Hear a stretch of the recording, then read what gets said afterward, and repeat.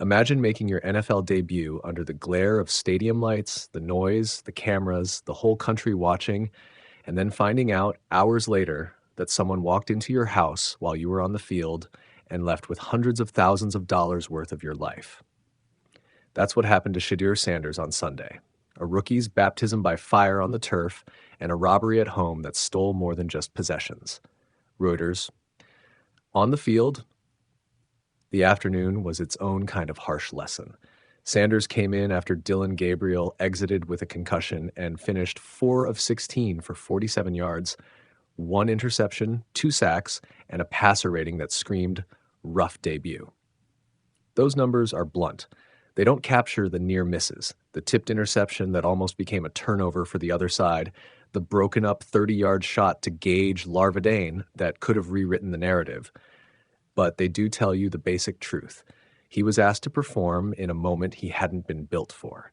ESPN.com, while he was trying to learn NFL speed in real time, deputies say video shows 3 masked, gloved suspects entering Sanders' suburban Ohio home at about 6:46 p.m. and leaving roughly 12 minutes later.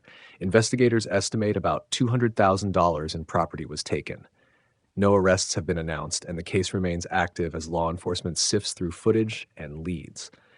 That kind of loss, not just money, but items that often hold memory and routine, is the kind of blow that arrives with shock and then hangs around in quieter ways. BeaconJournal.com. These two threads, rookie struggle and personal violation, collide in ways that are easy to dramatize and hard to recover from. Publicly, coaches and teammates will talk about the tape in the next game.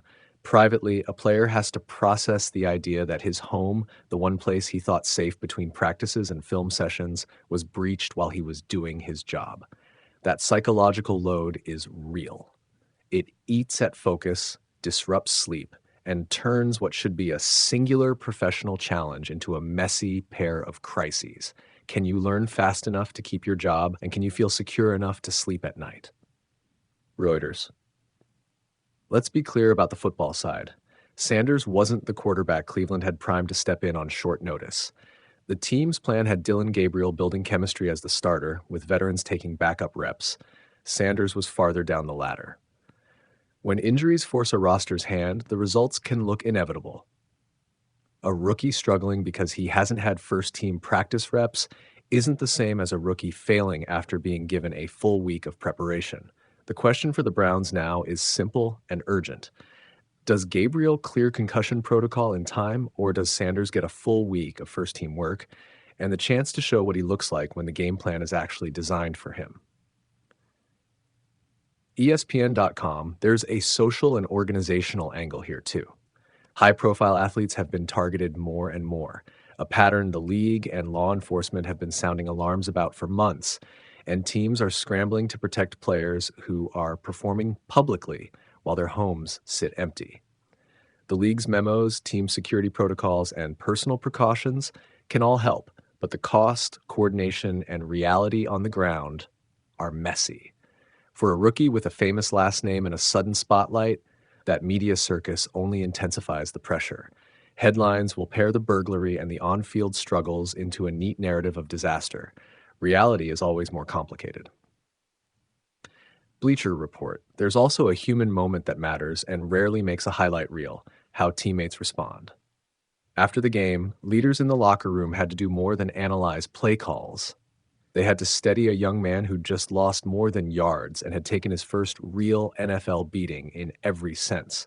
That kind of emotional scaffolding, veterans refusing to let a rookie be crushed by a week's headlines, can determine whether a young player internalizes a mistake and shrinks, or studies the film, learns, and grows. The tape will give coaches a checklist. The locker room will decide whether the kid has the space to work on it. Bleacher Report for the Browns' short-term fortunes, the math is practical. If Gabriel clears protocol, the immediate drama quiets and Sanders returns to developmental mode. If Gabriel's recovery lags and Sanders gets a full preparation week, we'll get a far more useful sample of what he can do with an offense tailored to him, and the team will need to schematize protection, quick reads, and plays that hide rookie weaknesses while highlighting his strengths.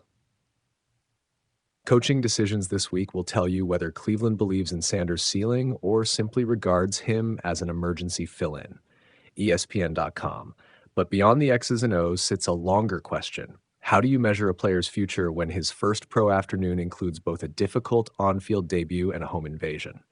The honest answer is you don't, not yet. The NFL is built for fast opinions and slow truths. One forced half doesn't make or break a career. A pattern of repeated opportunity and growth, or the lack of it, does. What matters will be the next week's reports, medical updates, practice notes, security developments, and eventually performance under a full week of preparation if he gets it. BeaconJournal.com. Here's the image you'll carry with you. A young man standing under bright lights trying to learn while the one place that should be safe for him gets violated in the dark. It's a brutal juxtaposition.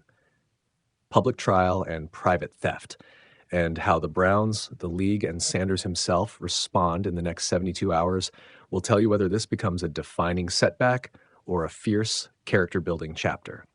Either way, the football lesson is obvious and merciless.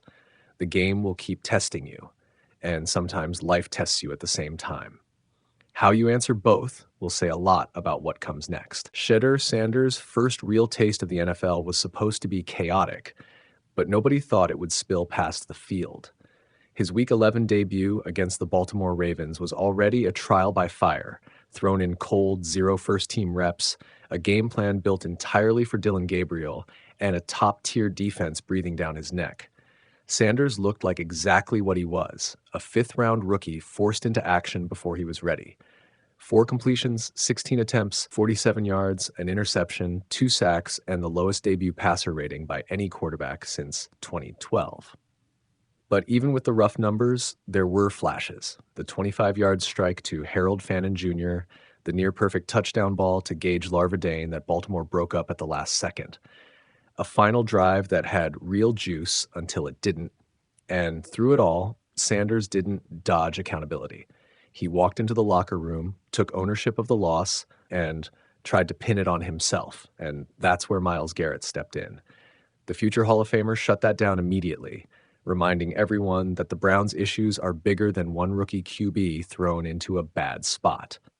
The coaching staff made one thing clear. Dillon Gabriel is still the starter the moment he clears concussion protocol. Sanders isn't being groomed to take the job. He wasn't supposed to be playing yet. He wasn't supposed to be splitting reps with Gabriel. That's why Joe Flacco was originally the backup, because he didn't need development. When Flacco got traded, everything changed, and Sanders became the next man up, whether he was ready or not. The film confirmed the concerns scouts had during the draft. The tendency to drift backwards, the mechanical inconsistency, holding the ball too long, and trying to create college-style magic in a league where everything